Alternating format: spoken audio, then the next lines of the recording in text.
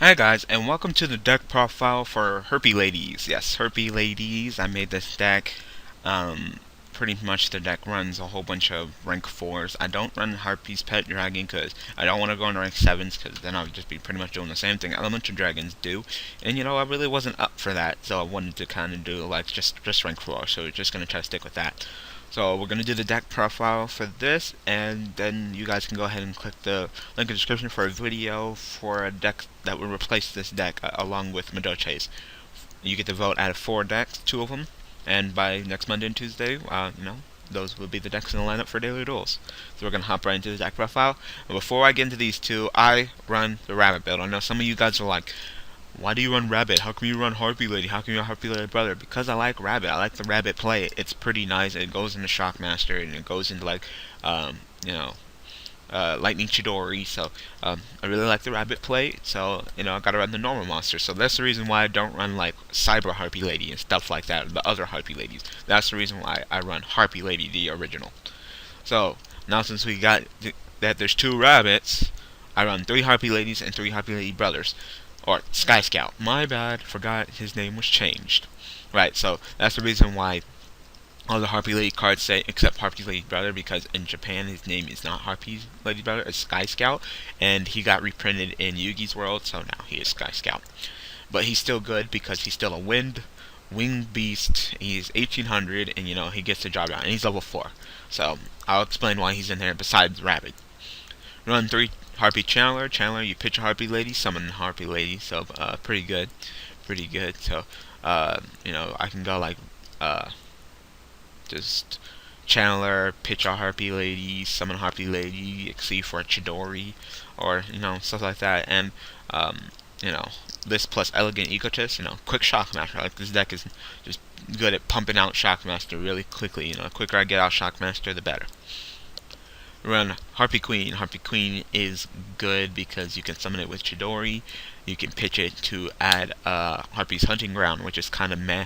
But the good thing is that once you pitch it for Harpie's Hunting Ground, it's in the graveyard. You can remove it from play for Garuda, which can once again help you go into more Shockmaster plays. So that's the reason why I ran it like this.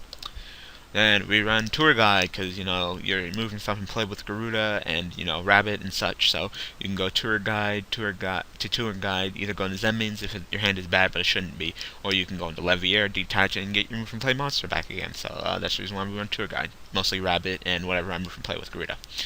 We run a Summoner Monk because we have 16 spells, and like I said, this deck is known for going to Shockmaster, so what better card to go into Shockmaster than Summoner Monk himself? He is like the king of Shockmaster. As long as you got a decent amount of spells, you can go Summoner Monk, pitch a spell, Summoner Monk, pitch a spell, something else. Shockmaster, a handful of people think this card should be limited, and if it got limited, wouldn't be surprised, but, it's Shockmaster against the meta. It's pretty good, if you call effect against Elemental Dragons, spells against Prophecy, you can turn them off for a couple of turns, so it's not that bad, not that bad.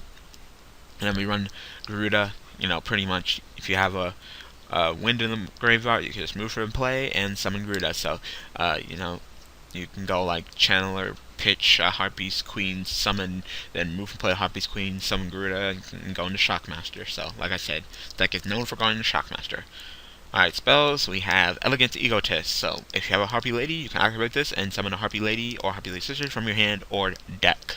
So, pretty much, as long as you have a Harpie Lady, you can pretty much just spam the hell out of Elegant Egotist and just summon all the Harpie Ladies and go into the Shockmasters. Pretty good. Pretty good. I run 2 for the consistency means, even though Elegant Egotist is searchable. So it's up to you. If you make this deck, you can run like 1 Elegant Egotist and like 3 Hunting Ground, or, because Hunting Ground, which is right here, the thing is that it has Harpies in its name, so you could pitch it with Channeler and stuff like that. All winged beast monsters gain 200 attack, and when a Harpie Lady or Harpie Lady Sisters would be summoned, you have to destroy a spell or trap. So you really don't have a choice. So if your opponent doesn't have a spell or trap and you summon this, you have to destroy one of your own. So it's kind of okay. It's kind of okay. So, like I said, you can run 1 Elegant Egotist and 3 Harpie's Hunting Ground or whatever, because Harpie's Hunting Ground is searchable with Hysteric Sign. When it's activated, you add an Elegant Egotist from your deck or graveyard to your hand, and during the end phase, this card was sent from the field to the graveyard, or hand to the graveyard. You can add up to 3 Harpie cards with different names, and you can only activate the effect of Hysteric Sign once per turn. So that's where Hysteric Sign hits its limit, and that's the reason why I like to run more Elegant Egotist, because I can activate Hysteric Sign and search for Elegant Egotist. I can have as many Elegant Egotists as I want, but I can only search for one Elegant Egotist. So it's not like I can go Hysteric Sign, search for Elegant Egotist, Hysteric Sign, search for Elegant Egotist, and just keep going. So that's where it kind of reaches its potential.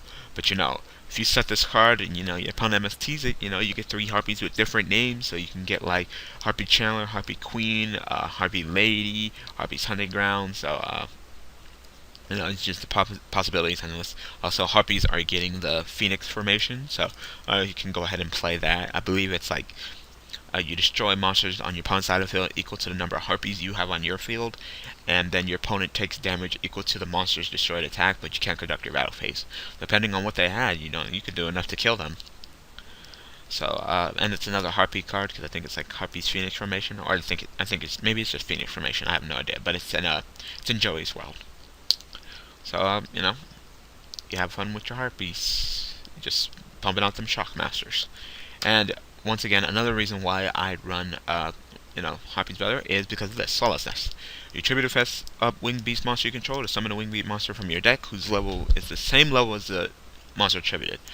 And since it's a quick play spell, you can still activate it during the battle phase. So you can go like Harpie's Brother attack 18, Swallow's Nest summon Harpie Chandler, attack with that, But pretty much you could turn cards into other cards. So you can go like Rabbit, move from play, summon 2 Harpies, Swallow's Nest turn into a Channeler, pitch, summon, Shockmaster. So, the possibilities are close to endless. You like to do a lot of connecting, and what better way to connect than, turn your useless Sky Scout into something useful with the Harpies than Swallow's Nest. Monster Reborn, Heavy Storm, Dark Hole, Book of Moon, the staples, pretty much. 2 MSTs, you can MST your opponent's back row, or you can also MST your own Hysteric Sign, and, at the end phase, get to search for 3 Harpie cards. So, not that bad. You +1, because you activate this card, so you neg 1, MST, so you neg 2, but then you search for 3, so +1. Not that bad. You run 3 Compulsives, because, this deck likes to, bounce back, plus has some synergy with Lightning Chidori, bounce back with Chidori, bounce back with this, so yeah. And you run the Hysteric Party, so you just card a card and special summon as many copies of Harpie Ladies from your graveyard as possible, and when this card leaves the field, they're destroyed. So you just, when late in the game, you activate this, summon all the Harpie Ladies, Harpie Lady, Harpie Lady Chandler, Harpie Lady Queen, and just summon it, and just go into, I think you can summon them, right? Are they treated? Yep, they're in the graveyard too. And this one's in the graveyard too. Treated as Harpie Lady. Yep, so you can go Hysteric Party, summon all of them, and just go crazy, and go into a whole bunch of DCs and stuff. Extra deck. Two Shockmasters, because this deck can do it. It can go into 2 Shockmasters. I've actually done it once where I went to Shockmaster and I called spells, and the other Shockmaster called Monster Effects, and I was just kicking his butt. So it kind of sucked for him. Sorry. We use 2 Lightning Chidori, so it's 2 level 4 wins.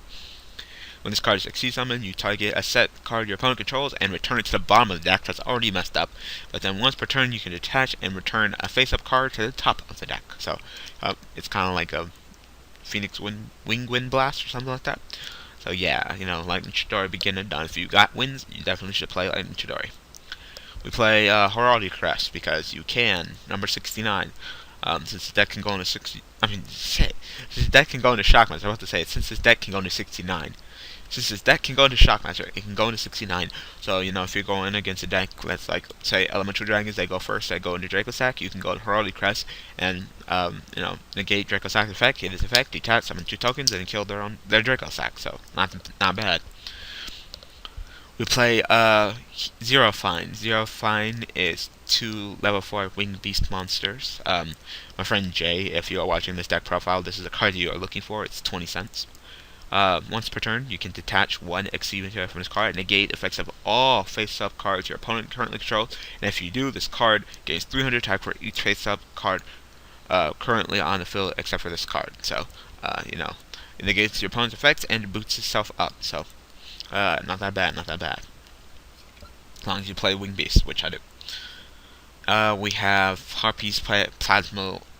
I almost said Plasmatasmal. Phantasmal Dragon.